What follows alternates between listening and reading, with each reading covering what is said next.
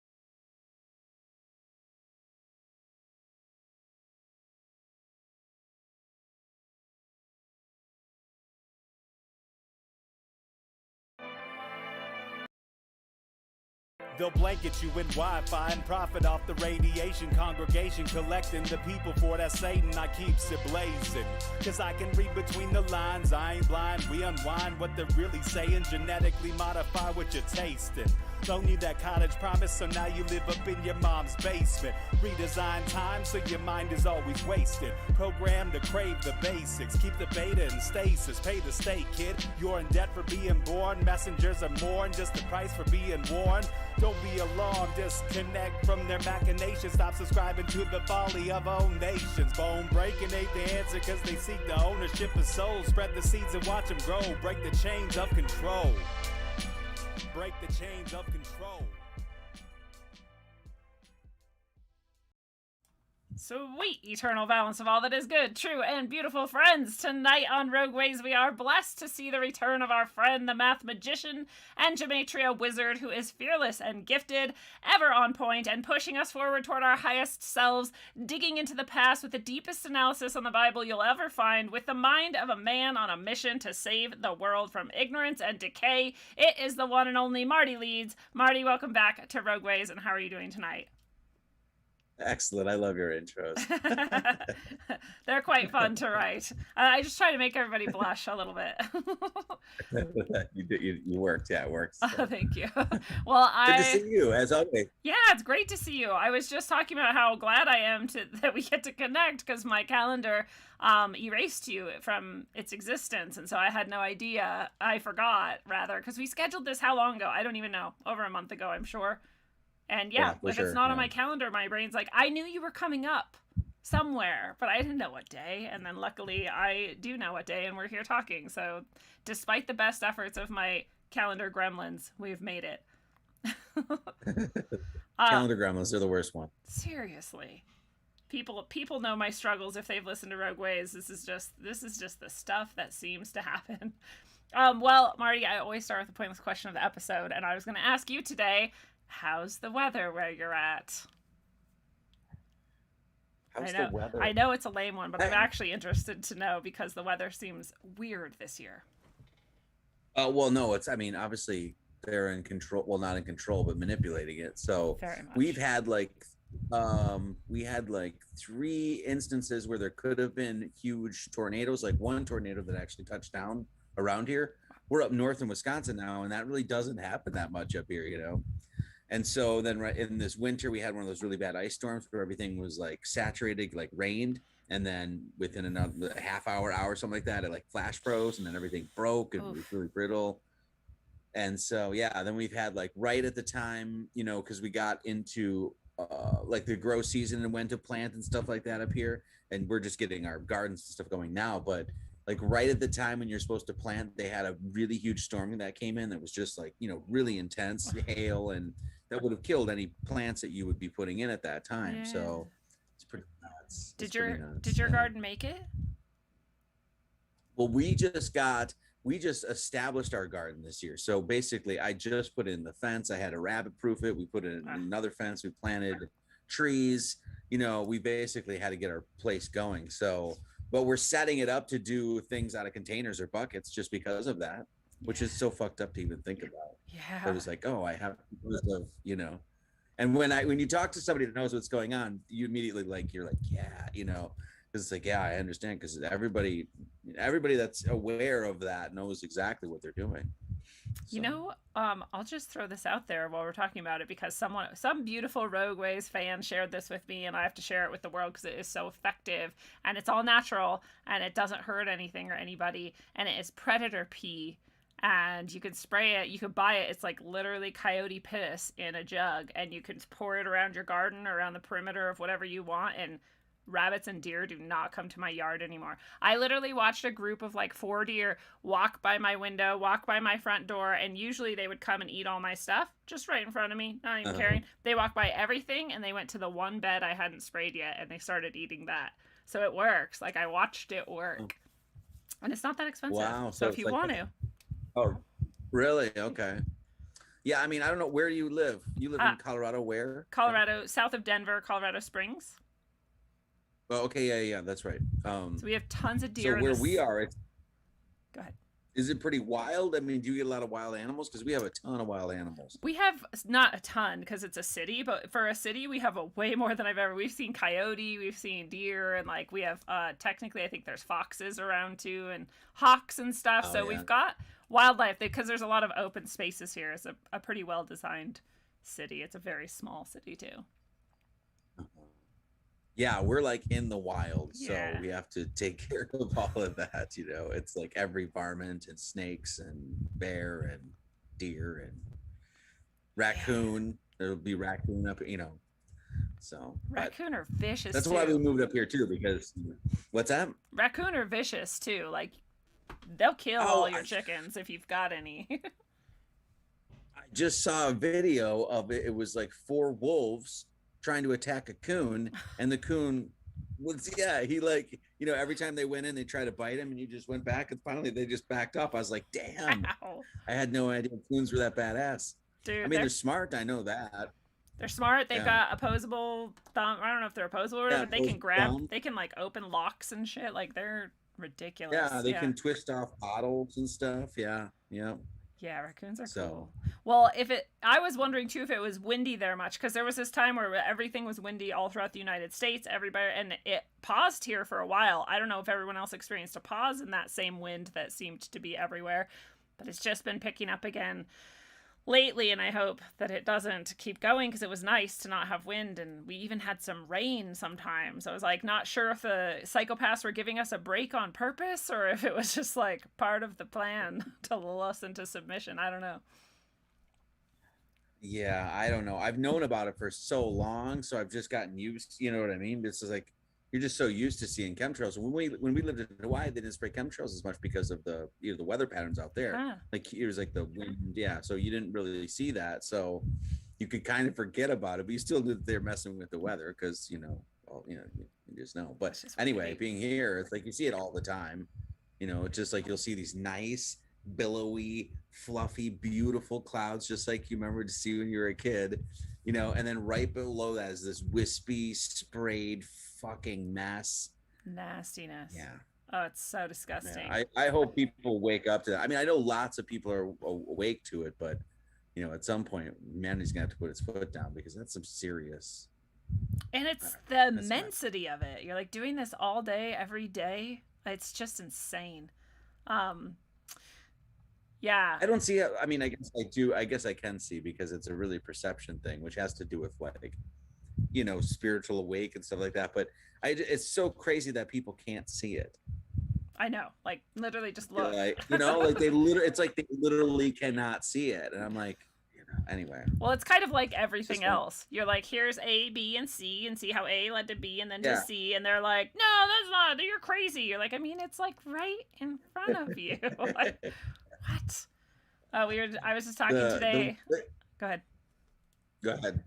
Oh, I was just talking today on a different show about how It feels like 1984 to me more and more, because in 1984 it was the same. They'd say like, we've made 1,200 boots this week, and 5 minutes later they'd be like, we've made 800 boots this week, and everybody's like, they've always made 800 boots this week. That's just how many boots we make every week. And no matter what they say and how close together they say it and what they announce, like, that's just always been the truth. And it seemed even in 1984 that people just genuinely bought it, and that seems like what's happening now too. It seems the pendulum is kind of swinging back too in a lot of ways, but I don't know. Yeah, sometimes I'm like super hopeful, and I'm like, people are waking up, everything. So here's the thing I learned that maybe will make you feel hopeful too.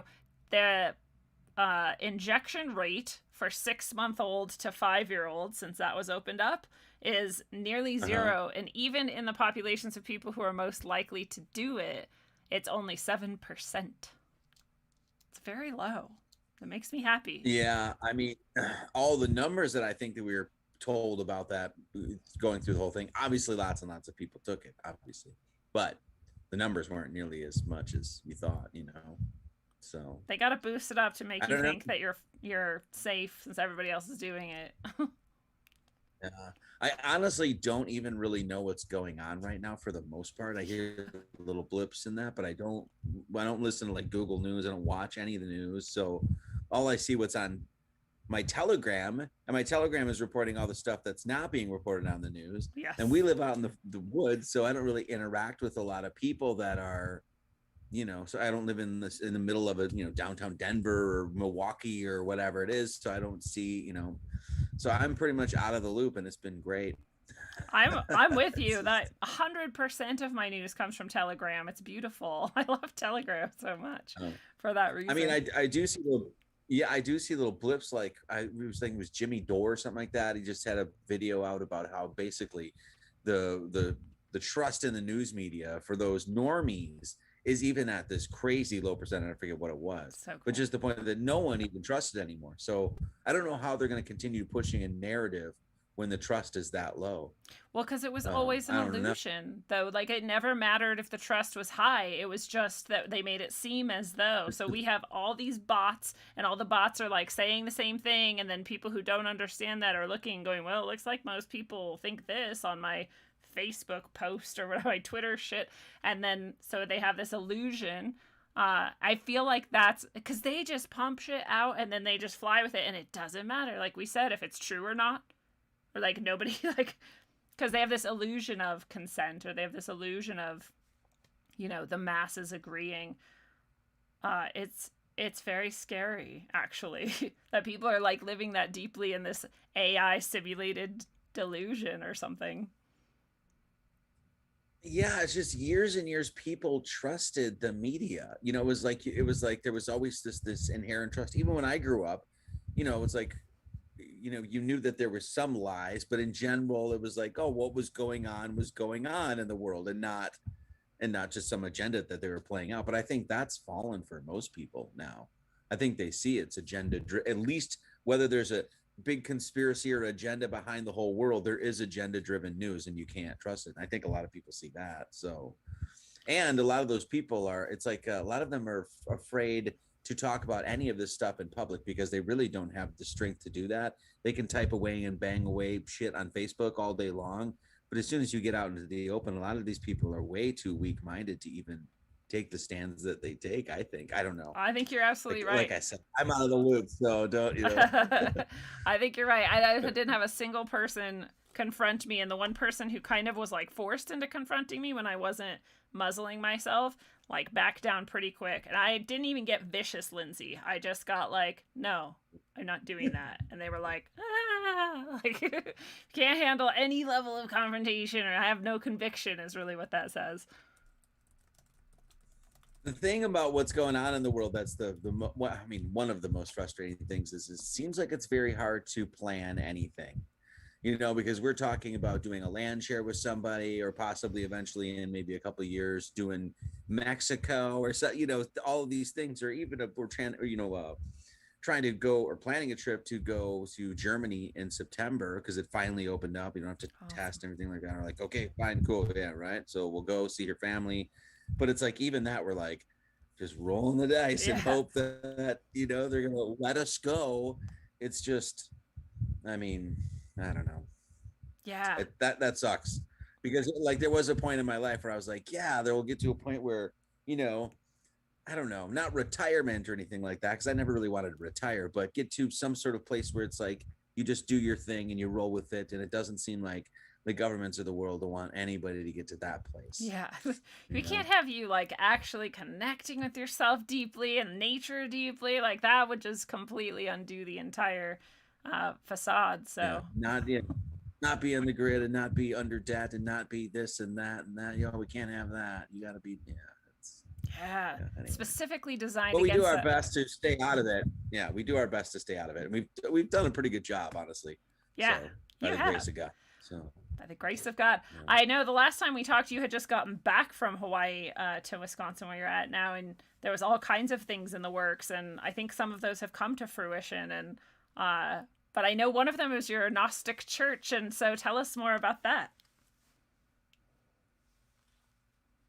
Oh, I don't know. I guess I've always been doing that Yeah. in some respects, because everything I've always was always religious based, you know, like, I mean, I came into, I think we talked about this, but maybe we talked about it, I don't know.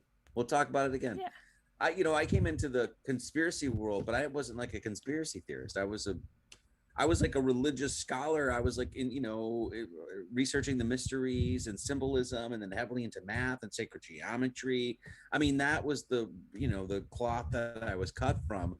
So I came into the conspiracy world, and yes, I'm into conspiracies in that realm and stuff like that, but that's not really like the bread and butter. I don't, you know, so yes, I get into that. And I think a lot of people really, really like that. But I never really felt like I was comfortable in that world, because that's really not my world. You know, and so now being in that world all these years, you know, you realize that the biggest conspiracy is going to lead to man's relationship with God, and them hiding that understanding of the divine, hiding it, how, you know, how important we are as human beings, how much of it is a gift, what we're doing here, the purpose, a teleological sense. You know, it's like all those conspiracies really lead to that. So anymore, to be honest, I just get kind of bored with the conspiracy talk and constantly focusing on the darkness kind of thing.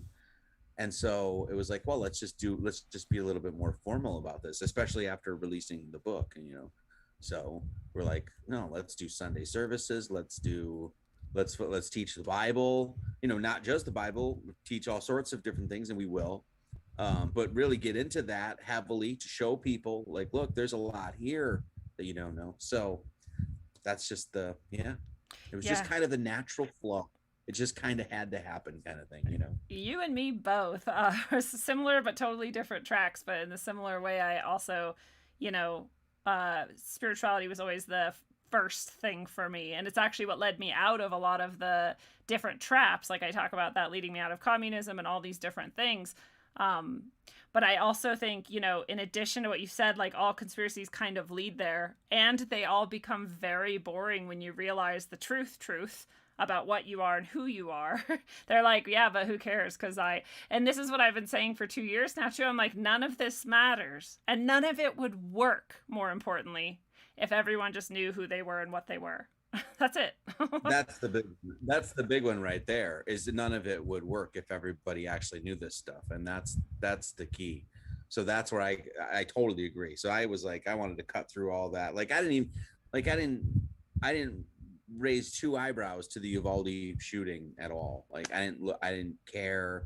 I already know what it is. I don't need to see another fake parent on there with some, you know, and crying. You know, it's like, I got it, right? I can see it. Number one, if it's on TV, chances are it's bullshit. Right. So I know that. I don't really need to invest anymore. There are people in that position that don't know this stuff, and they need to do that.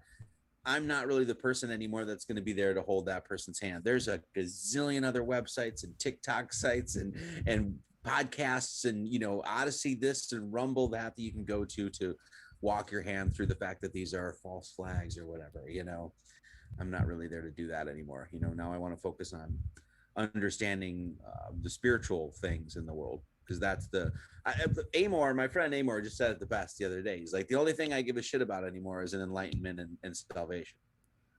That's, you know, that's really what they're trying to keep you from. And that really, when you're on that path, that's when the true potential of the human being opens up. All of that stuff starts to bloom. And so that's what I give a shit about.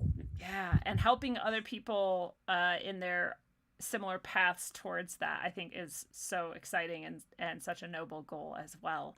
Because people need it. We have so much, again, a very intentional disconnection from that. But even on the ends of that wouldn't seem very spiritual, or wouldn't seem as connected. Like I talk about this all the time. I feel like my audience probably gets so sick of hearing it, but I'm like, the intentional destruction of community in every way possible, from bowling leagues to like neighborhood associations to church attendance and churches and all of this. We need it. We need each other. We need groups. We need leaders like you, who are not necessarily like this ruler or something you're not going to question, but just someone who can help you through it, like help you see it. And like, especially when you're first starting on a spiritual journey, there are just bucket loads of shit out there that are just so stupid, and I'm like, oh my god. And I see why people get trapped in them, because they're so enticing to our egos and our shortcomings, and so we like want to believe that thing instead of like the actual truth, which is a little bit more rough and harder and forces you to deal with your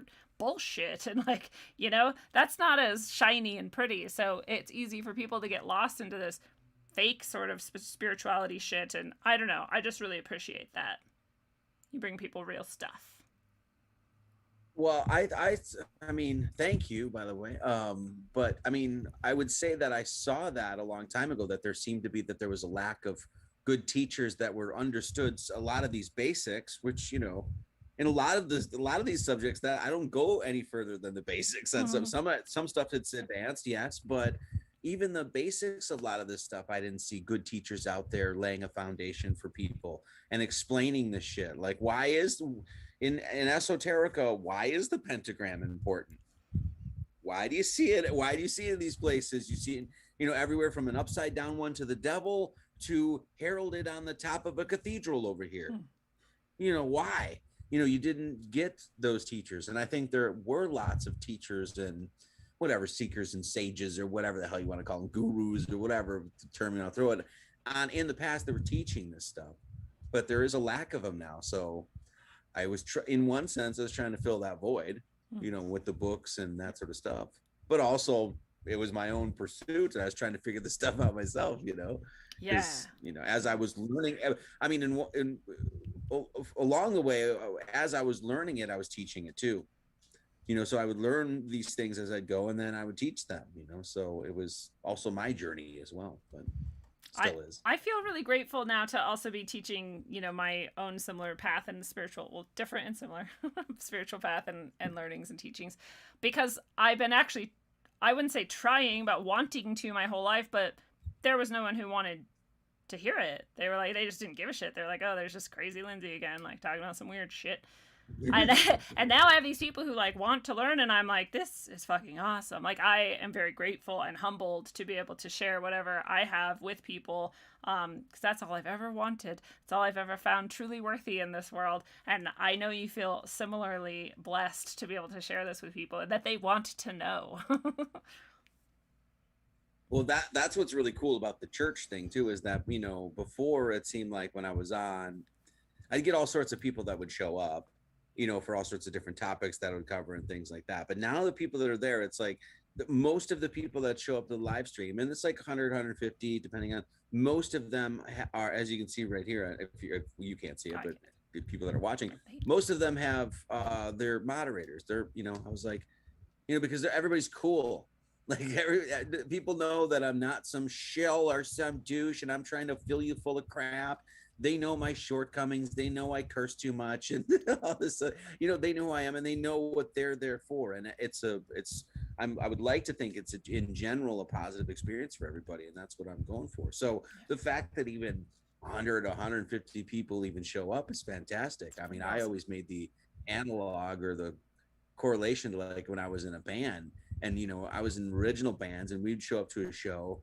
And if there was like, 10 people that were singing along, that was like, this is the best show ever. Yes. There's 30 people in the audience, and you were like, yes, there's a great night. We're going to play 4 encores, And so then you get to, there's 150 people watching or whatever. It's like fantastic. I gotta, so I do feel blessed. I want it to grow. I want to reach more people, I think, as we always do. But I also know that a lot of the stuff I teach just isn't, because there's not, the as you know too, the more and more, the deeper and deeper you get into this stuff, the narrower it becomes, right? It becomes kind of a filter. So It does. that's just kind of how it goes. So if I sit there and bitch about it, I guess yeah, because it's kind of okay, because you're like, well, it is, I do appreciate that the people who are there both want to be there and understand what I'm saying, which is not everyone. Some people would be like, what the fuck are they talking about? Like, they just would not even get it. So and that's okay too. But I think about that sometimes. I'm like, I hope there's people filling every gap. I'm sure there is. I mean, we got here somehow, so there has to be people filling every gap of need out there, no matter where people are at. Well, I mean, yeah, I mean, I've learned from all sorts of different people, but that said, I wish it would have been a little smoother. Yeah. Like, I guess that's why we do the things we do, is that you want it to be smoother for the next person. I mean, just like any sort of mother and father, the reason they work harder is that they want it better for their children. So in that sense, as a preacher or a teacher of the mysteries and things like that, that's what I want to be, so your journey to be easier. So then so you don't have to stub your toe and fall on your knees and bang your head and I go, why God? God's like, well, you see, you put a shoe on wrong. Yeah. I just had this thing lately too, where I'm like, I've just found these beautiful practitioners lately about health wise. And I wonder, because all of them are a little bit older, not like old, but they're just like a little bit older, and they're so good at what they do, and they bring that energy to it that not many health practitioners do. So I have this acupuncturist, and I have this chiropractor, and I have this colonics expert. She's actually going to be on the show someday soon, and I think next Sunday actually, and all three of them are like that. And I'm always like, are they passing this on to anyone? Like, do they have like an intern situation that they could, because they need to, because they're so rare. I just like have found these beautiful people, and my whole life I've had various practitioners in those areas. And to be honest, most of them were like, it'll do. Like, I'll be fine. But these three are like the apex of like the best, but they're going to eventually fade. And who's going to take it up? And I have this like, same feeling. Like, do you feel like you're going to eventually have like a protege or something you can like help to really like hone it down so that they can also keep presenting when you no longer do? This is gonna say, I don't know. The question you never thought I'd ask.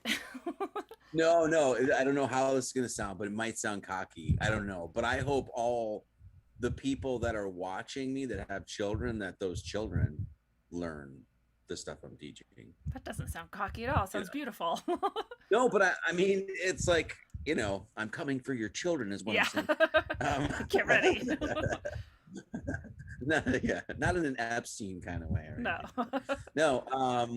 But that's what I would like to do. I mean, talking about the destruction and dissolution of community and stuff like that, that's one of the other things that they're dissolving, is all these ways in which the masters of their craft, of their art, were passing it on to other people. That goes for carpentry, as everything you're talking about, as the mysteries as well. Like, there's been the mysteries in that sense, or the occult, or whatever you want to talk about, whatever term you want to put that in, that has definitely been under attack and been destroyed, not destroyed, but that sort of thing. So that's what they're doing. Yeah, it's like, so I think it's important in this sort of awakening that we are in, because there is so many things that are coming to the surface, so many veils are dropping. I mean, it's actually the beginning of the next book that I'm writing, or that I'm about to release, is basically saying that we sort of have a responsibility right now to, if the mysteries have been unveiled to you, or these knowledge systems have been unveiled to you, that you have sort of a responsibility to tell as many people as you can. Don't cast your pearls before swine, but as many people as that are saying, well, I'm interested in that, and have the ear, get in their ear in that sense. I think that's important. I think we're in that time.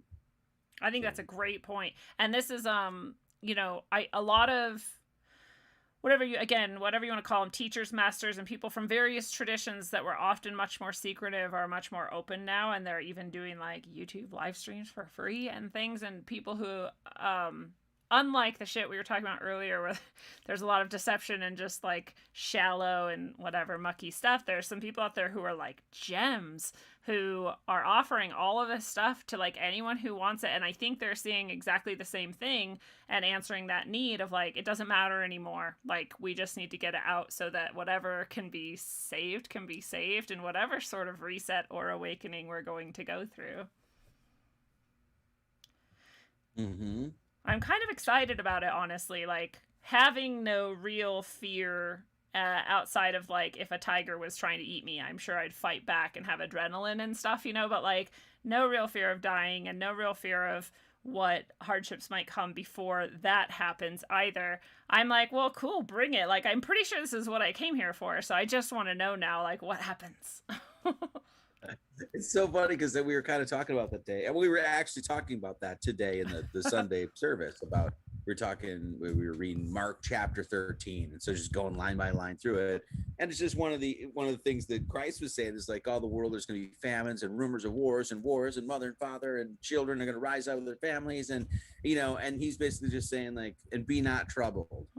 That and don't worry about I think it was something to the effect of the matters of men and things like that. And it's really this sort of hella Zen statement about when, you have this sort of dissolution and destruction and all this chaos floating around you, is to find that still center within yourself and just be like, look, I'm going to die anyway. I know what the course I'm on is. I know God. I know that there's a creator, and I know where that creator is.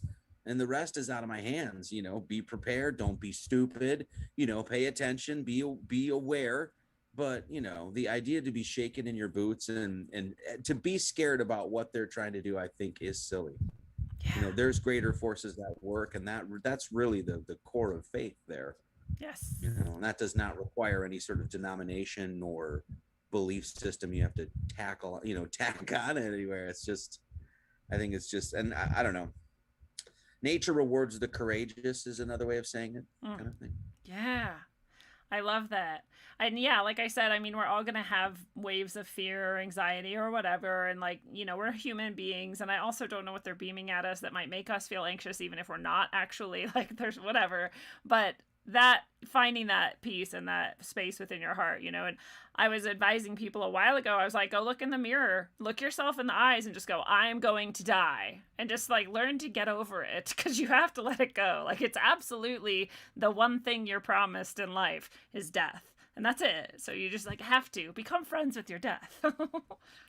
Yeah, I mean, that's like, there's lots of schools of thought that basically life is essentially a preparation for death. And that like you have to at some point confront the fact that like, oh, the children that I just had, they're all going to go away, and my parents, that maybe they're all going to go away, and everything that I know is all going to go away.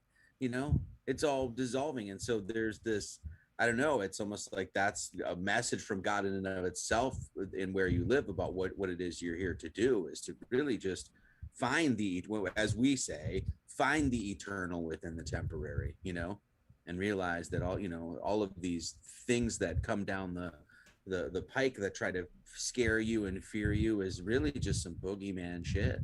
That's just a kind of stuff. Which is all that could possibly detach you anyway. Because, like, you could only detach by your own choice. And even then, I don't know if you really could detach from God. But if you could, that'd be the only thing that could do it. So they have to, like, scare you into it and throw all these illusions out there so that you, like, fall into that trap or whatever. I have this idea, too, talking about that, like, this is... we're not here to evolve necessarily. I think that that's like a focus of a lot of people, but I feel like we're here to involve, and like the spiritual energy is coming down into matter. That's what we are. And we can bring more of that here into this very material, dense place if we choose to, and if we're, connected still and aware of that. And that's more like what's really the goal, perhaps, than this maybe a spiritual evolution, cool, but not evolution like they talk about it, whatever, physical species and stuff, but that involving instead of evolving. I mean, that is Kabbalah. I mean, that's really what it is, because Kabbalah means to receive. And so whenever, and just like we were reading, like, as because we're doing like the whole chapter, the whole book of Mark. And so we're reading all these, chapters and verses, and you'll see throughout it that there's always that God gives gifts. It's always there's a receiving, or he gives a gift, or John in Revelation received a sign. And so it's this idea, and it's a long-standing idea within mystical traditions too, that basically God from on high is giving you information and giving you gifts, giving you knowledge, letting basically letting the doors open within you, that kind of thing. And so, yeah, that's a different, and when you understand that too, it's like the idea that you come up with great ideas kind of thing. Yeah. Do you really? No, I don't. Like, and that's why, that's why and, we've spoken to artists and things like that get into that space. That's exactly what it feels like. Everything like that is more of a gift. I've said that for years. I mean, anything, I wrote it in the book here. Plug time, plugging my book. Plug it. No, I wrote in there that everything, I can't take credit really for anything in the book, because it really seems like, and I'm very genuine and honest when I say that, it seems like they were moments of like, here, a revelation, epiphany. Oh, here's some information. Does it check out? It checks out. And you're like, well, that kind of thing. And it was just years and years of a continuum of those, where at any point I couldn't say like, oh, I'm in possession of that, or that's mine, or I did that kind of thing. It's just not really what it is. And so the Kabbalah means receiving, and that's what it's all about. Gifts, receiving, the Holy Ghost as a dove dropping down into your being. It's all about the involution. Is that what you're saying? Yeah, involution. I love that. Yeah. Yeah, I really feel that when people say to me like, well, you wrote in the book, every time in my head I'm like, I didn't write that. I mean, I did. I get that, like, for language purpose, I have to just go on with this conversation. But, like, in my heart, like, I didn't write that. That God wrote that. I just, like, transcribed it. I'm a transcriber. Thank you, God. It's not me. But I don't know. There's no good way to really express that to people. People are just going to attribute it to us. That's okay. That's just going to happen. My name is on it. Your name is on that. So is that your most recent book that you just showed us? Yes, Lord Jesus Christ is the most recent one. And then, That's beautiful. and that's basically, thank you. And then basically that explains like essentially all the mysteries through Christ. So, and I go in over a bunch of different things, like everything from, just the concepts of heaven and earth to Kabbalah to just a whole bunch of things. And then I'm working on this, and I've got to edit it again. It's volumes 1 through 3 that I'm just putting together in a single book.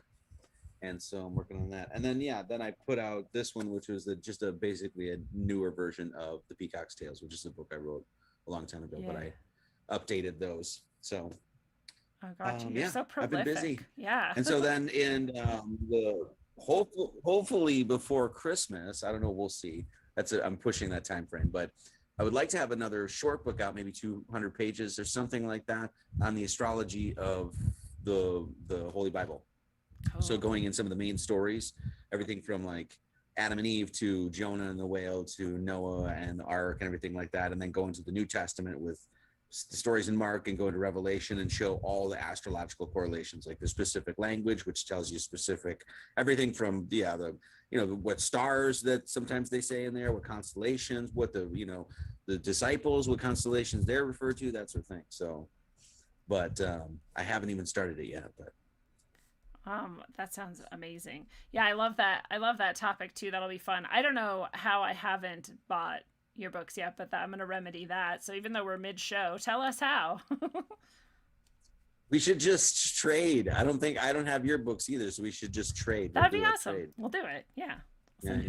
We'll arrange it out. You can get all my books at GnosticAcademy.org. So I've changed my website, Marty Leeds 33, to GnosticAcademy.org now. So and loads of stuff there. It's a very, very robust site, and my web guy and I worked on it for a long time now. So there's PDFs, and there's documentaries, and there's interviews, and several podcasts. We've got some shows on there, music. You can read the books there, whole bunch of stuff. So Prolific. Yeah, and your site reflects all of that stuff that you're into and that you do, that you just constantly are creating more and more of. It's pretty cool. I love it. I don't know if I think we're buffering a bit or something. My internet connections. Yeah, I think I may have to stop the stream. I'm going to stop the stream because the internet is buffering. But you guys should go over to Rogue Ways on Rockfin. Yeah. Or on YouTube. Rogue Ways. Or on YouTube. Rogue Ways, YouTube, Rockfin. Yeah, I think there's a storm here, so. We also have. Is it okay still? It's getting better. Maybe. It's buffering. Okay. Okay, I'm going to say bye. Yeah, we have a storm here, so we might have some internet issues. No worries. Okay, I'm going to stop streaming. Bye, guys. I'm going to stick with her. Okay. We also have a huge storm that just suddenly rolled in. It wasn't expected, and then the whole house was like shaking with wind, which was part of what prompted me to ask you the weather question, because I was like, is this happening everywhere again suddenly, or what? I don't know if you can. I think they're turning up the dial on that stuff too, you know. Yeah. Yeah, I can hear you. Yeah, can you hear me? Yes. Okay. Are we buffering too bad? It's not too bad. It's getting better. I think it'll get better. We'll see. Okay. We can have satellite internet too. So. Well, it seems to be working pretty well otherwise, so that's cool. Yeah, I know that can be hard when you're out in the middle of nowhere. That's like part of your whole thing. You need it for what you do too, so it's very important. This is one of the things we've battled with. Like if we go move out in the middle of nowhere, both of our sort of careers or jobs or whatever would be very difficult suddenly.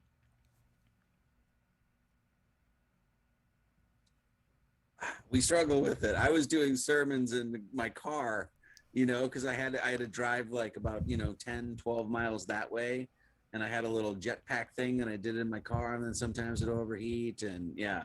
And luckily I got a web guy, and he does the downloading and then uploading. It's anyway. So yeah, internet's been a huge issue. So, but luckily we've got it somewhat, but. Yeah, it's working well enough that I can at least still hear you and see you most of the time. Right now you're frozen with your hand up, which I know you have a lot of breakdowns of the esoteric versions of your hand, so we'll just pretend that's why. I was going to ask you, like, what do you think Jesus would do right now, given the Great Reset, World Economic Forum, Soros and Schwab and Gates and whatever, all the evil and stuff. But you pretty much answered it when you read that quote from Mark that that Jesus said, like, chill out, guys. Who cares? Right? Well, and he called them out too. That's the other thing, like revisiting the Bible that I really didn't. Because it wasn't like I was like a Bible thumper when I was a kid or anything. I wasn't reared on any of that stuff, right? So, so after being into mysticism for a while, then picking the Bible back up and like really reading it, like actually getting into the stories and things like that, you realize that like Jesus was like he was like a badass. Yeah. He was a rebel. Like he would be what you would understand in most like mystical symbolism, things like that, as a trickster. Like he was a guy that literally went into the money changers were in the temple, and he upturned the tables, and he was always calling out the Pharisees and the scribes, and walked into the not supposed to, like constantly doing rebellious shit. And so to answer your question, like what would Jesus be doing right now? He'd be staying calm as fuck, but he would be calling every single one of these people out. He'd be getting on the mound and going into their own houses and being like, you're corrupt, so I love he it. wouldn't be this just like beast looking thing, that wasn't his character. So that's what I did a whole episode about how Buddha and Jesus and I don't know, a few others that people usually use for their arguments for pacifism were not pacifists, and in fact encouraged what we would call violence right now. Because it was more like the non-aggression principle than anything, right? They were like, look, if you need to save like 20 people, shoot a dude. Like, you know, if you need to like whip a banker, like it's okay. Like, you know, and people are just like, no, we can never do any harm. It's bad for our karma. I'm like, it's not bad for your karma if the person aggressed upon you. You're allowed to defend yourself. Like, it's a weird, but it's a modern idea, I feel like, this pacifist thing. Well, it's like it's like with Jesus, he's like, blessed be the peacemakers. It's like, okay, cool, yeah, absolutely, blessed be the peacemakers. But then he also says, I've not come to bring peace, but to bring a sword. Yeah. And that's because it's like, well, guess what? And sometimes in order for peace to prevail, you have to take out people who want to kill everybody. Yes. Like, it's not that difficult. It seems simple. And the other thing about right. The other thing about that is that I've not come to bring peace, but to bring a sword, is that the sword cuts through bullshit. The sword is the thing that cuts through bullshit. And sometimes when people don't want their bullshit cut through, it's not peaceful for them. It disrupts their pseudo order, their false order, which is exactly what a trickster does. The trickster comes in and uproots an order, not because he's just a chaos agent of chaos, but because he knows the order isn't actually in alignment with natural law, God's law, whatever. So, yeah. Yeah, I'm totally with that. I actually love the trickster, and I love pointing that exact thing out, that we should be grateful in a way when trickstery things start happening to us, because it's like a friend. Actually, it just might be frustrating and annoying in the meantime, but they're like pointing to like the holes in your armor, and that's where they're poking you through. So it's like, oh, okay, well, thank you for pointing that out. Now I can patch that up a bit and be a bit better. And tricksters are here to help us, really, more than annoy us. It just happens to be annoying for some of us. Oh, I may have lost you completely now. Now we have no sound.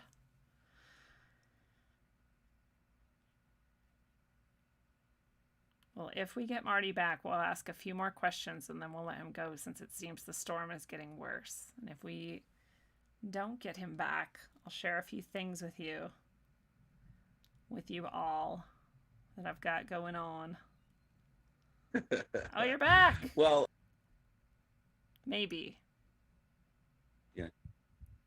Hello? Hello. There you are. I think. Hello? Now I can see video hello? and hear you. Wow. Oh, nice. Okay.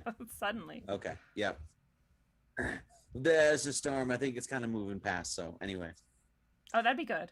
See, we have internet at home, and it's still a problem. Of course.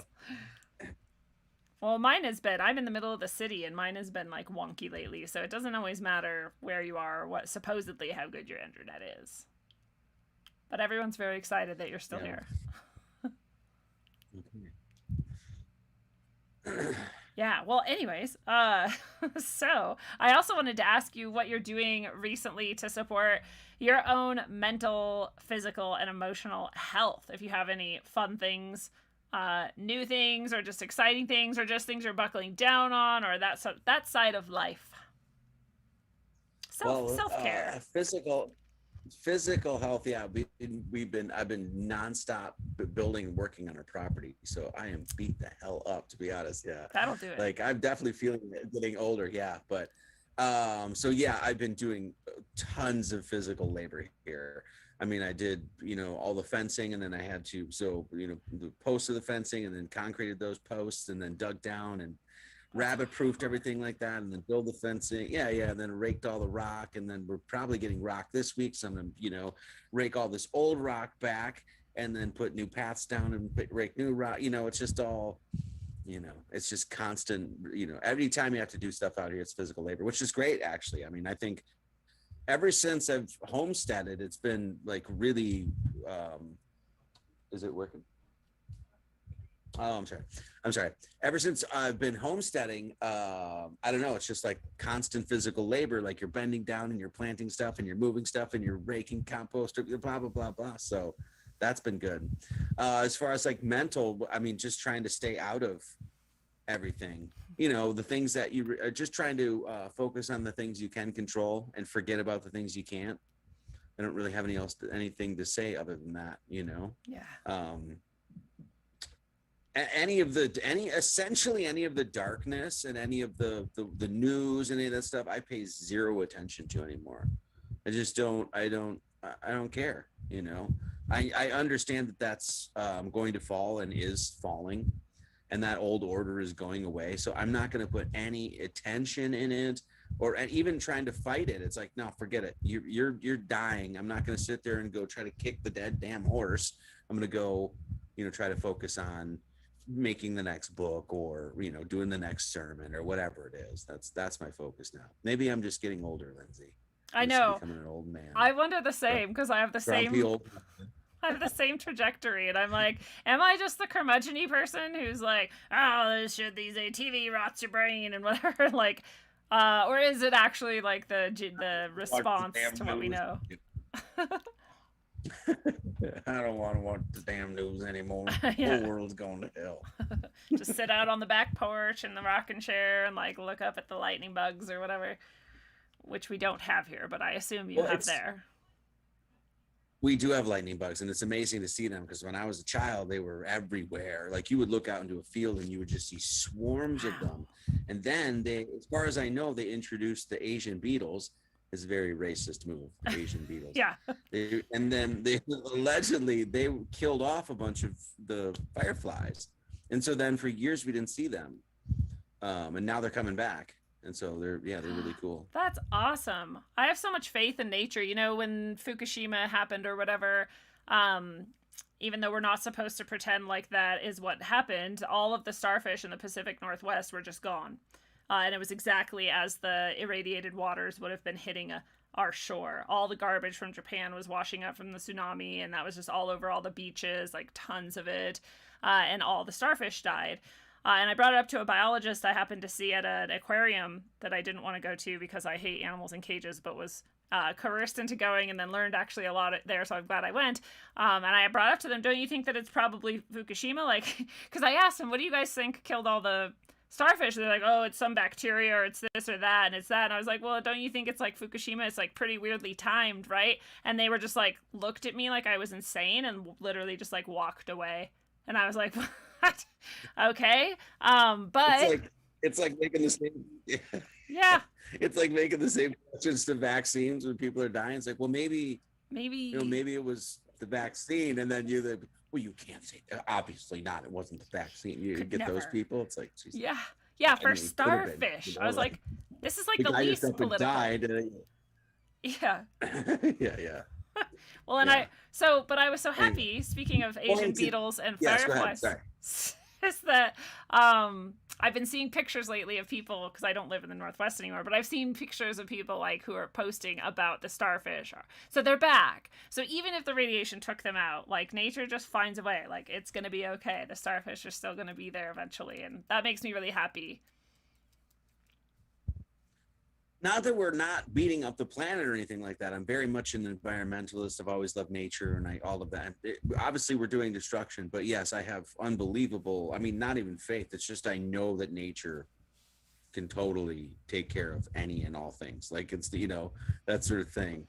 And I think so much of what we're told about this landscape took 6 million years to create and blah, you know, because of erosion and blah, blah, blah. I think that's all horse shit. Yeah. I mean, when we were in Hawaii, and I'll never forget this, you know, the lava erupted and we were there, and it was erupting for a while, and there was a big river of lava that flowed down to the ocean, and a black sand beach, like the formation, black sands all across it, and the whole beach was created from this lava flow within a couple days, a week maybe, or whatever it was. Wow. And, you know, but, you know, they come by and they say, it's like, this took millions of years to create and stuff like that.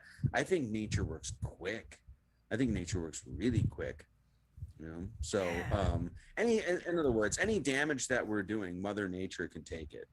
God didn't make a world in which the human beings could just go completely out of control and he couldn't handle it, kind of thing. You know, it's a joke. Totally. So, and all of that is propaganda and fear. All of that is, we're going to kill the earth and it's all your fault and that kind of thing. Yeah. And really, we're like divine creatures down here, you know, not the problem. Feel guilty, feel bad, you're the worst. You should be contained in a little smart cell or whatever we're going to call our prisons in the future.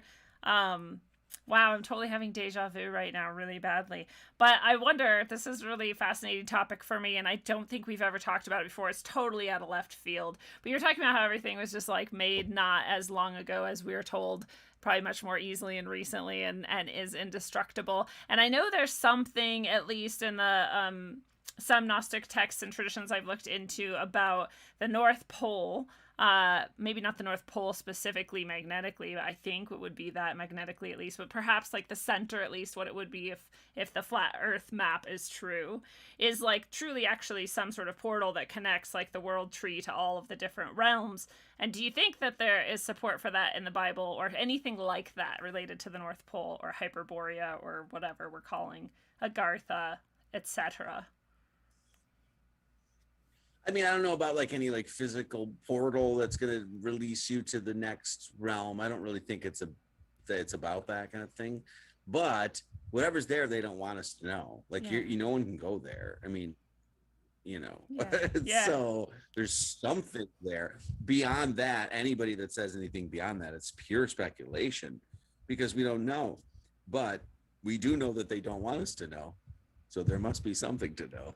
I mean, I'm assuming that there's, I don't know, something I would say fairly magical there. I mean, I think we're in a very magical place in existence. It's a very magical place.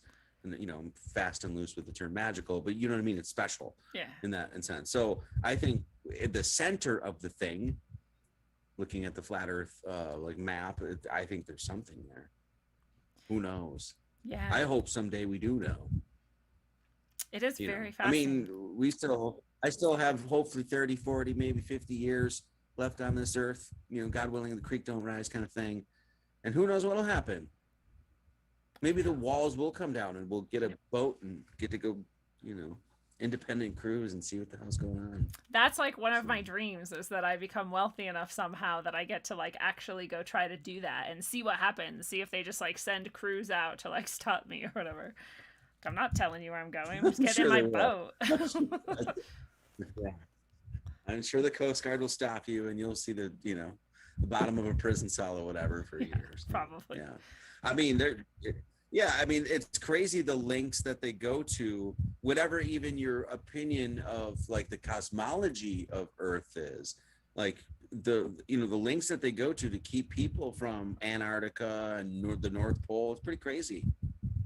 Super crazy. So not even to mention how much they lie about the ice thing. I'm like, so still, whatever. We don't have to get it. I'm just like, there was more ice growth or glaciers in the past 2 years than like on record ever. And people are like, it's all melting and we're dying. I was like, they just find one polar bear who's sick and that convinces the whole world that we're destroying everything. Like, man, you guys have some critical thinking. One of the things I heard was that California, they proposed a bill or some shit that was going to ban gas generators. Did you know? Because of global warming, CO2, blah, blah, freaking blah, kind of thing, right? And it's like, how stupid do you think people are? Like, do you really think that those gas generators are causing it? No. Why are they banning that? Because they don't want people living off grid. Yep. And they don't want you to make it chances are you have a gas generator to charge something, charge your battery, whatever it is, right? If you're living off grid, you have a gas generator. They don't want you doing that shit. Yeah. And they don't want you making it through their electric grid shutdowns either. They don't want you being comfortable through their electric grid shutdowns. Those are meant to make you uncomfortable. You can't find ways around that. Yeah. You're a slave. You just do what you're told. I mean, we're not, it's not like we're living in fear or anything like that at all, but we definitely are preparing for, total collapse in that sense. And in every way we can. I mean, we're trying to prepare to the fact that if like the grid goes down, we'll be fine. You have some solar, that sort of thing. So, but that's not living in fear. That's just like knowing what's going on and that sort of thing. And then, adjusting and learning to adapt and that sort of thing. And it's been unbelievably positive for us as far as our life and where it's taken us and what we've learned and how we live, and it's been nothing but positive. I mean, some heartache and some, you know, some definitely frustrating times, but yeah, anyway. That's what I'm saying. Like I'm calling it the Great Rebirth because I feel like I can't say most. I feel like so many people are going back to the types of things that are actually nourishing and nurturing to life and to our spirits, and all of these ways, like what you're describing, living off grid, just being closer with people, not having all the attachment to media and electronics and whatnot, growing your garden, like having some animals or whatever, having a solar grid, being appreciative of the sun and things like the earth and like the space that we're in, like all of that I feel like is being forced to come back more because of like how dark and obvious and crazy things have got. So I'm like, cool, bring your stupid great reset and we'll make our great rebirth. Well, and the social media thing too, it's so, at least for me, my experience, I mean, maybe because I'm controversial and a lot of things I talk about is controversial, but the social media thing is just so, I don't know, it's so negative. Like I can barely do it anymore because everybody wants to fight or have their opinion and stuff like that, and it's so not healthy. I think a lot of people are tired of that too, and so they're, you know, kind of moving away. Like I'm not on really any social media anymore just because of that. I'm like, I don't know. I like the internet, I like searching stuff, but yeah, and I like people too, but it's like they created an environment for us to fight one another, and it's exhausting. It's not fun, and it doesn't bring my spirits up, and it doesn't help anything, and you never win an argument. So what do? You know what I'm saying? Whenever you're arguing with somebody online, you never win that. Maybe once or twice or something. You never, though. You know what I mean? It's just, so it's exhausting. So I'm moving away from all that. And yeah, that's much better. It's much better for your health as well. Yeah, and I know, you know, they've said they use these platforms and they have different ways of making you feel certain things. And so when you open Facebook and suddenly you're like angry, you're like, well, maybe it's literally because you opened Facebook. Like, it doesn't even necessarily matter what anyone said or did or what you saw there. Like, it could just be something else we're not even understanding because that's what they said they were doing a long, long, long time ago. So it's dangerous. It's a dangerous place to be, no matter how you cut it. When I look at like Facebook, especially like old friends and stuff like that, it's mainly like heartbreaking. It's like, you know, it's like all my old friends that are still on the normie, uber liberal, whatever it is, bandwagon that they've been on, that they've never challenged anything or taken a step off that train once to even examine anything. And so sometimes it's really, really hard to, like, I'm not on any social media. Every once in a while I go to my parents' house. My dad still has Facebook, so I'll, you know, peruse Facebook, and it's like that's heartbreaking because it's like, you guys didn't learn anything, you didn't wake up to anything, nothing. Yeah. You know, it is depressing. But, those people, yeah, it is. They all blocked me a long time ago, and the people who didn't have been surprising. Some of them are like, whoa, you had like Max Egan on your show, and I'm like, yeah. And then, but I'm like, how did you know about Max Egan? And then they're like, how did you talk to Max Egan? I'm like, this is pretty cool, actually. So some of it can be cool. It's just not as common. It's just Max and Lindsay and I have been doing this for, you know. For a while, yeah. A little bit now. For a while now. It's like we've been in the trenches for a while now, so, yeah. It was pretty funny, though. Like, so now we know we're both awake, and now we can have real conversations, which makes me happy. That's the thing that my wife and I have talked about, where it's like, that's one of the hardest things about going into that world and dealing with a lot of people, is that you feel, or at least we feel like you have to censor yourself. And it's like, and there's a part of it's like, okay, if I have to do that, then I have to lie. Yeah. You know, it's like I have to lie about who I am. I have to lie about how I actually feel about the world and what my true thoughts are. And, you know, basically just so you stay comfortable in your little bubble that you've created for yourself, whoever it is I'm talking to, you know? Yeah. And that's like, I don't know, that's really hard for me to do, because it's like, I'm not going to sit there and lie about who I am and how I feel. And actually like a guy that I don't even speak to anymore, was best friends for 20 years or something like that. But the last time I spoke to him, it was at the Flat Earth International Conference, and he wasn't there. I was just going to see him because he was in Denver, and I was at his house, and he couldn't even bring up to me because he was like, he just couldn't even, I don't know what he was thinking, but I'm assuming he can't even believe that somebody would think that the earth is flat, let alone, you know, whatever. But he didn't even have the gumption or the gall or whatever to talk about it to me. Right. Yeah. And so here I am having a conversation with him, and he's like, oh, we're chums, like, just like all the time. But I had to hide everything about who I am. Well, he's just the same old, you know, buddy from high school. And it was like, I recognized at that point, I'm like, this isn't going to work. No. Because I have to lie about who I am to you, and you can't handle anything I'm talking about, which means you can't really handle who I am. And so, and that's very heartbreaking, because then it's like, then you realize it's like, you're not doing it out of hate or spite or whatever, but you gotta let them go. Right. And it's there's like, nothing you can do about it. No. Yeah, and it's like, you could, if you really needed something or whatever, it's not like you couldn't call him and like you'd help each other out or something. But yeah, it's not that kind of friendship anymore. Exactly that reason you can't talk about. What are you going to talk about? Nothing? Like couches, or I'm not sure even. Like nothing is even safe anymore anyway. You're like, oh, well, did you know the couch actually off gases all this crap? It's giving you cancer. You're like, exactly.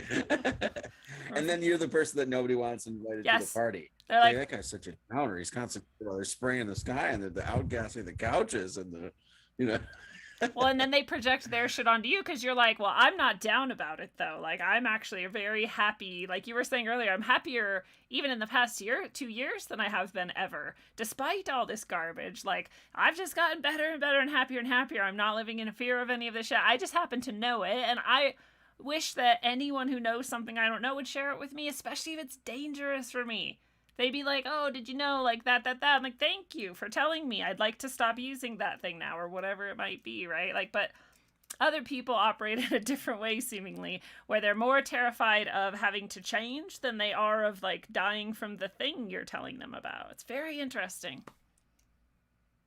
And I know there's some people that, like, have like, dipped their foot into conspiracies or whatever. Like, I know for a fact, because I've had some people tell me this, like some old friends, and they're just like, well, it's just too dark and I don't know what it's going to lead to. And there are people I know that have gone into the conspiracy world that didn't really come out right. You know, it's like they went into a spiral pit of, they didn't end up on the other side, where like we know so many people that have, and it's been awesome and all that sort of stuff. But so I do know there's a lot of normies that it's like, they're not going to open that door, because it's like, well, what's down? There's nothing good down there.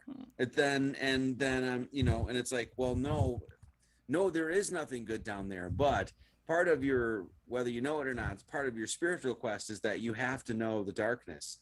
You have to look, you know, both eyes and even the middle one straight into the pit of hell in that sort of sense, and see it all. And then if you come out on the other side, then you understand the light that darkness comprehended not kind of shit.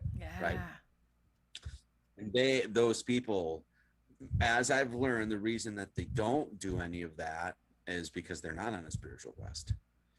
And that's noticing things like that was where it was also a break for me. It was like, I'm not really dealing with conspiracies anymore. Conspiracy is not my thing.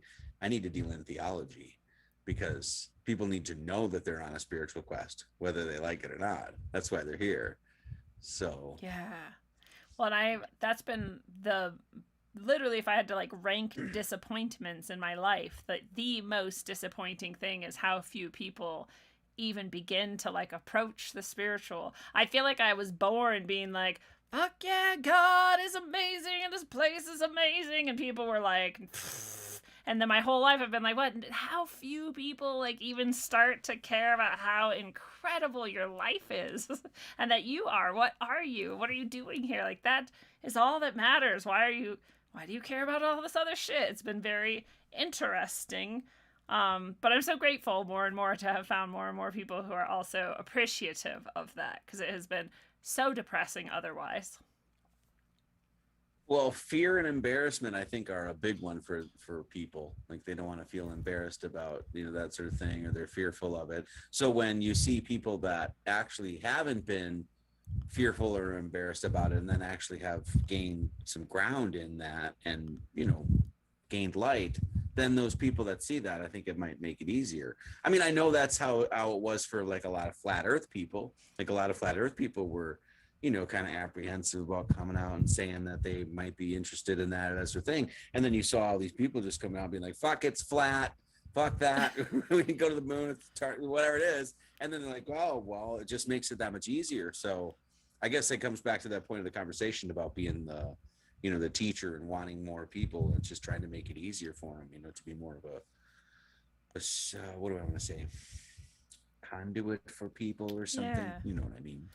Being the loudmouth that won't shut the fuck up ever. That thing. That's it. That thing. That's my superpower. That's my superpower. God's gift to me. This guy's going to talk a lot and I'm going to shut up. Yes. And he's not going to give two shits. He's not going to care at all. People are like, you always have to pretty be. Much. Yeah. People are like, you always have to be right, and you're always just like saying what you think. I'm like, well, I don't always have to be right. I'm not sorry if I am often right. And also, yeah, I'm not going to shut up. So I guess you're upset about that. Bye-bye. Yeah. Yeah, I guess anymore I don't have. Once again, maybe this is just getting older, and this might sound a little bit like narcissistic or something too, but I just don't really, even like Truth Seekers and shows and podcasts and movies, I really have zero interest in anything unless it's dealing with the core topic of God and man's relationship to it. Because as I found, like I said, everything falls under that. You know, you get into politics, and before you start talking about politics, well, we got to start talking about laws and legalities. But then before you talk about that, you got to talk about rights. Well, where do those come from? The creator.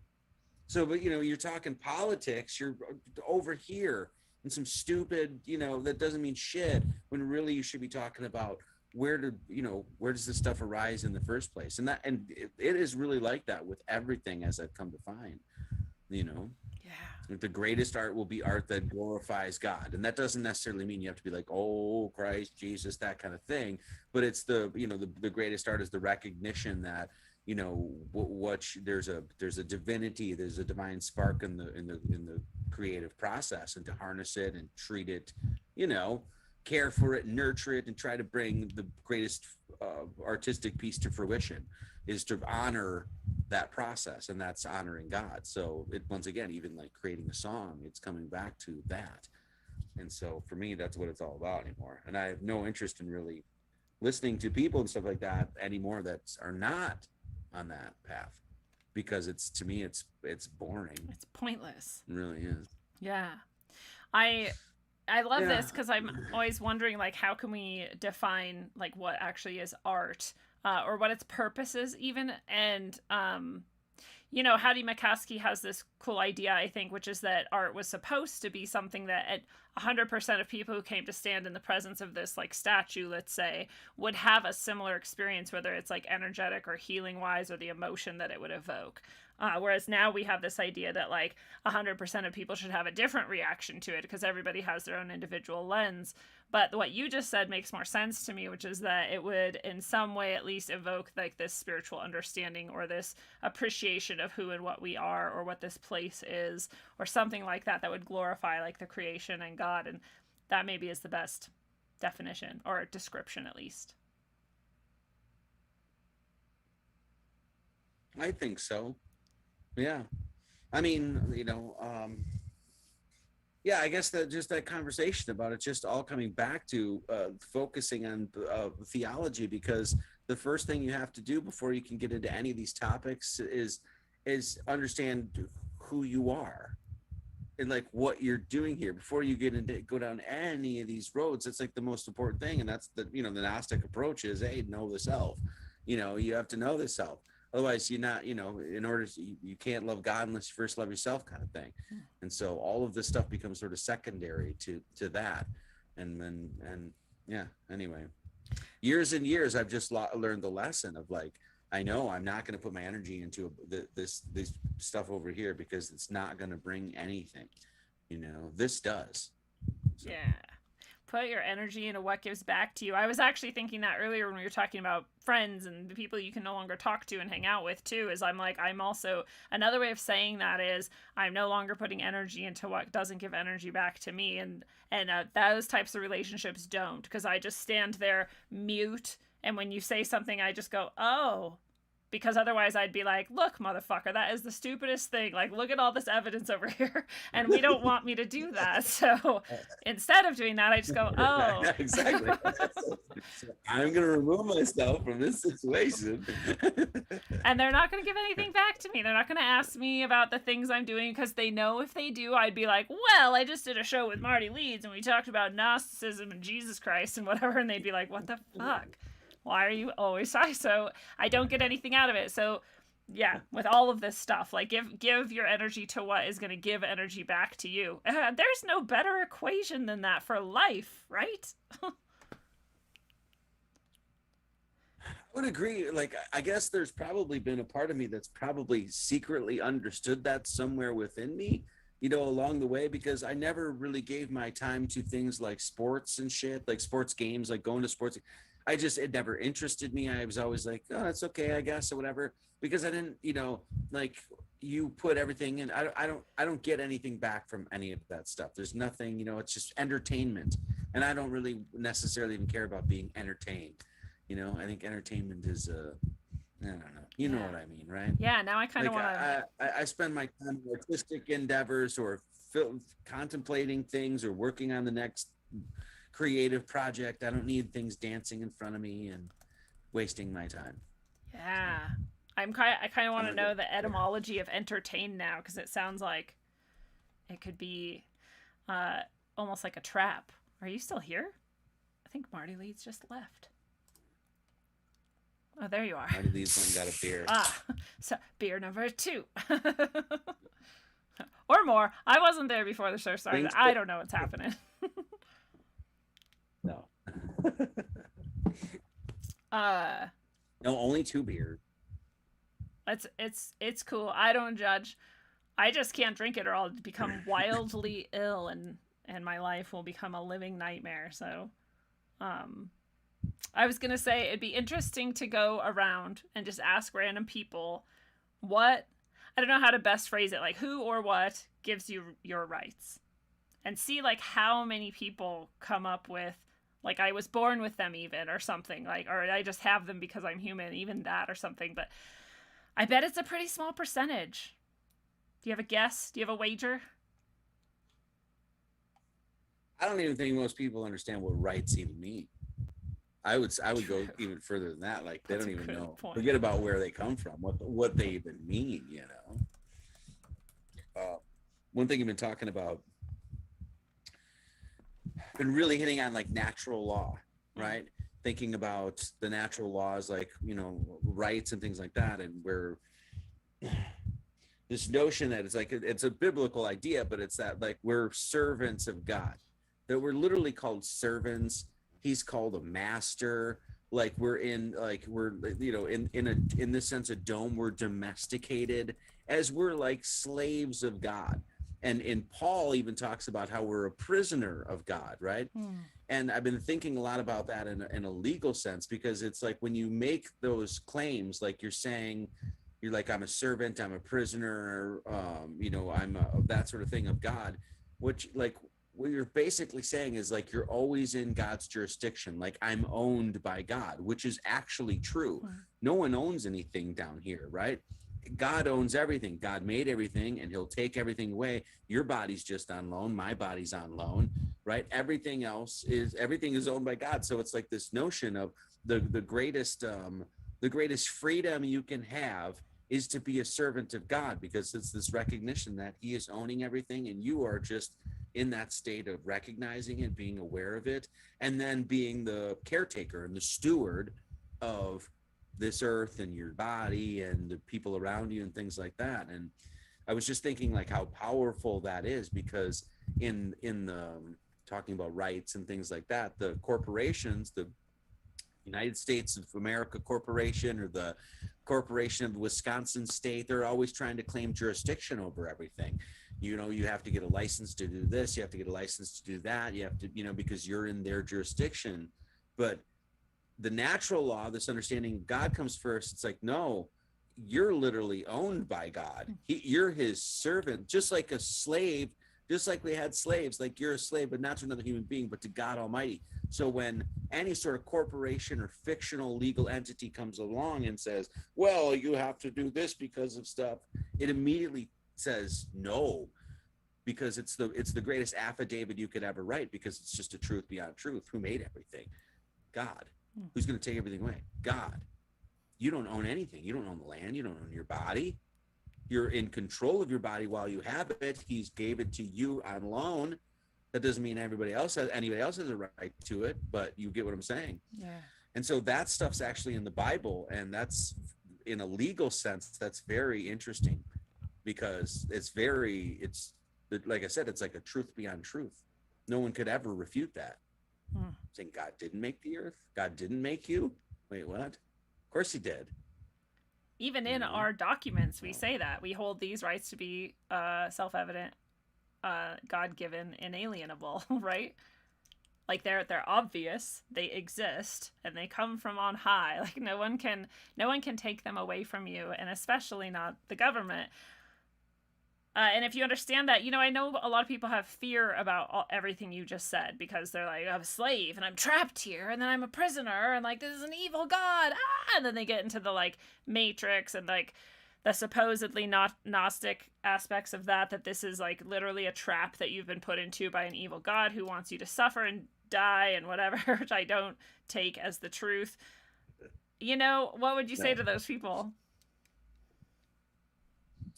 Well, I mean, that's a perspective. It's, I guess, you know, you could look at this place as you are in prison and you're here and it's suffering. It's all like that. You could look at that, or you could look head first into the darkness, right, and see it for exactly what it is, and come out on the other side and recognize the light. You know, no one I know you're not, and I'm not moaning the fact that we're not going to live eternally down here. No, we know that we're going to die. We know everything that passes down here. So in that sense, I think it's like it's something that sounds like, oh, you're in prison, encased in matter, and it's imprisonment and you're a slave, but really it's insanely powerful, because it's like there is no master, no slave, right? Well, no, there is a master, and it's God Almighty, right? And he runs everything, and no man shall come before you. That's it, period. You know, so that is freedom cubed, you know, freedom times freedom times freedom times freedom times, you know, because it's like anybody that would claim anything else, it's like, well, you're retarded. What are you talking about?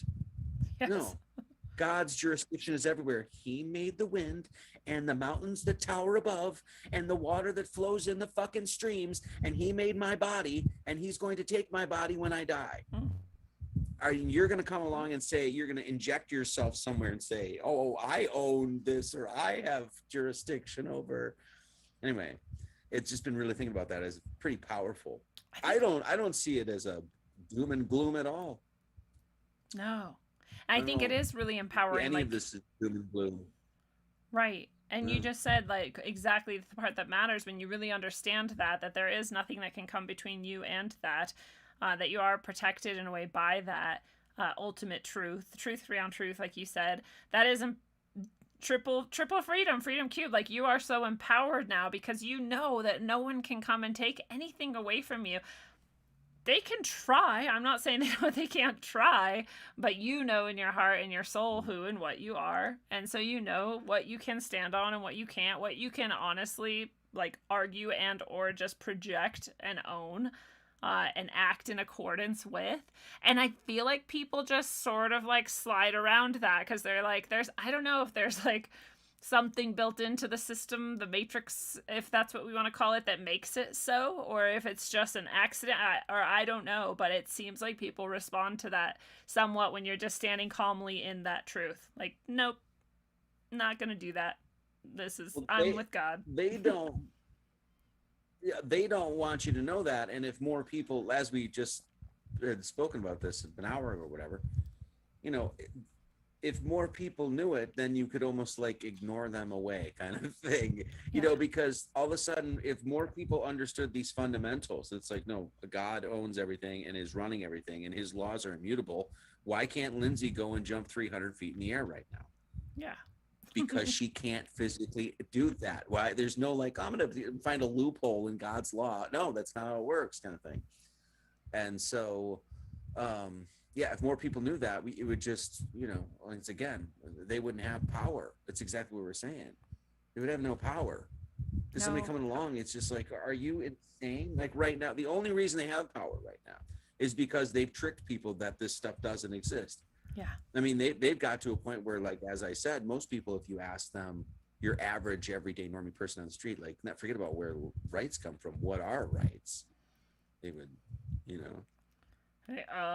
And they would say it's something that the government like wrote on a piece of paper for them or something, right? So yes, and so now that we know this is the thing, that we know this, and we're the generation that does know this.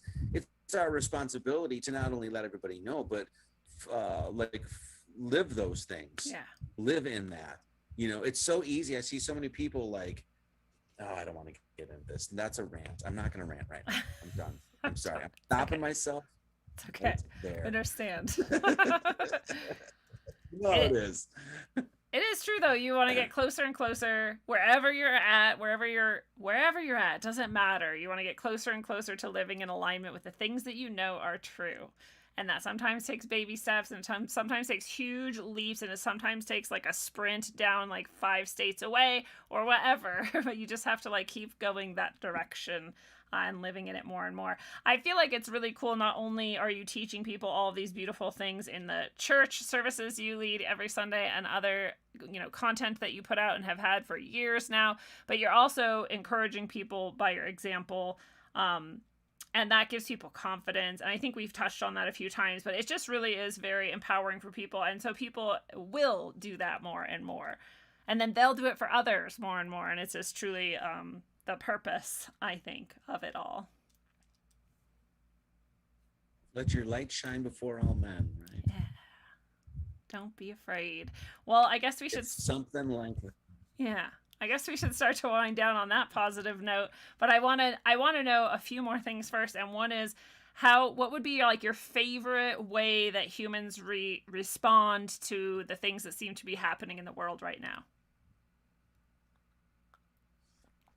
Oh, I don't know. Get right with God. I mean, I honestly think that's the thing that needs to happen in the world. Like right now, because we're dealing with people that are working, like I would say, for father time, or that contingent, if you will, you know, because we are dealing in those realms. Like the way to fight back is, you know, to bring the divine at play. And that means that you have to bring that back into your own life.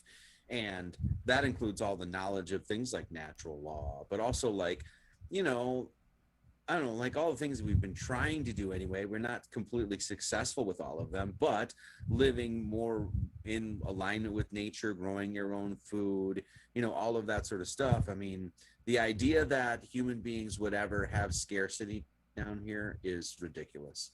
You know, it's absolute ridiculous. There's abundance here. And if we put our minds together and let, you know, people grow food, and it's, you know, the idea that there would ever even be a famine in that sense, or it's just nonsense, you know. Anyway, so I would hope that humanity would move towards that. I hope that's what the next age eon cycle is, you know, that we move away from all of the technology, if you will, and more towards, you know, the immaterial. We focus too much on the material and not enough on the immaterial. Involution. This is the great rebirth, baby. That's where we're going. So tell people again, even though we already did, where to go to get your books and other things, and how else you might like to connect with them, or what else you might be excited to share with people. Before I forget, email me after the show and then send me your address, and then I'll send you yours, and we'll trade books. Email address. GnosticAcademy.org is the place that you can go to get all the content. And that's it. And then I do have my my podcast out on like a bunch of platforms now. I don't even know which ones. Yeah. Spotify, Podbean, Apple, something. You can find it. But that's every Sunday. And then sometimes I'll do a stream during the week. And then, my YouTube channel. and that's it. But like I said, a bunch of books. You can get a rosary package and a Bible at the store too if you want, which is nice. People have really been loving those. So I love that. I use my rosary all the time. I always suggest people have some things like that make you feel good and remind you of the truth of who you are and what you are, like we've been saying. And if it's that, then cool. Those are the perfect things. You can wear it even, which is always really nice, especially if you're feeling down or just getting into that anxious or fearful sort of place that we can all get sometimes. So that's really beautiful. I'm glad you offer that. Yeah. And so what are your final words of wisdom to share with people? You haven't shared enough wisdom drinks yet. Give us more. Drinks are like boobs. One's not enough, and three's too many. All right, there we go. That's so awesome. I'm like the Friar Tuck of preachers. So we need that. We need people who can keep it real, and you just did it. You're living it. I keep it real. That's what I promise to you, for the people that are watching. I keep it real on the old site there, so on my channel. Oh, no bullshit. I'm like, this is how you know we're not feds, is we have jokes like that, and our internet sucks sometimes. So, here we go. That's awesome. Well, fellow travelers of the path, it is a beautiful thing, and this has been your analog electric concentric dose of wisdom, according to the great math magician, Marty Leeds. Marty, it's always a pleasure having you on Rogueways. Thanks for coming back again. Thank you so much. Always a pleasure being here. God bless you. God bless you. And God doesn't care if you wear a mask or take a jab. God doesn't care if you vote red or blue or not at all. God doesn't care if you grow a lawn or a food forest. God doesn't care if you fight in the streets for abortion or against it. God cares what you do inside your heart to uplift yourself, to grow your own connection with heaven now and always, and thereby carry that same connection opportunity out into the world for any to take up. And until you connect with the highest fidelity, travel well, aim for balance, and always look inside first. Mwah.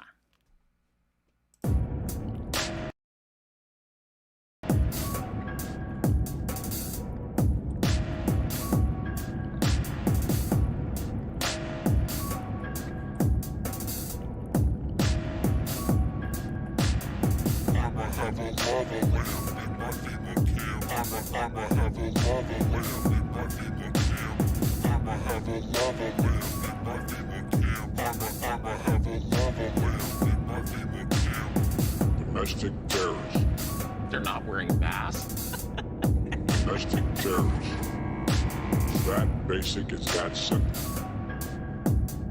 And the question is, how are we going to really almost deprogram these people? These extremists, authoritarians, fascists, bigots, racists, nativists, even libertarians. They're not wearing masks. Let us never tolerate outrageous conspiracy theories. Oversensitize them to what we have to do.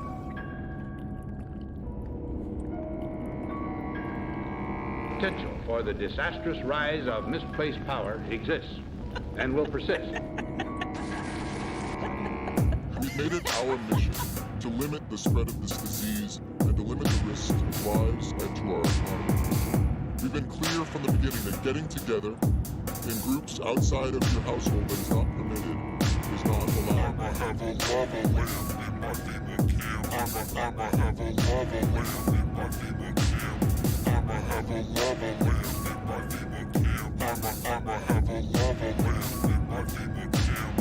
And we need to make it clear to them that the vaccine is the ticket back to pre-pandemic life. And the window to do that is very narrowly. This nation, this idea called America, was and always will be a new world. Our new world. Today we're taking steps to confront not just the gun crisis, but what is actually a public health crisis. They're not wearing masks. You know the old expression about snitches? Well, in this case, snitches get rewards. We want to thank you for turning folks in and making sure we are all safe. Are you proposing taking away their guns, and how would this work? I am.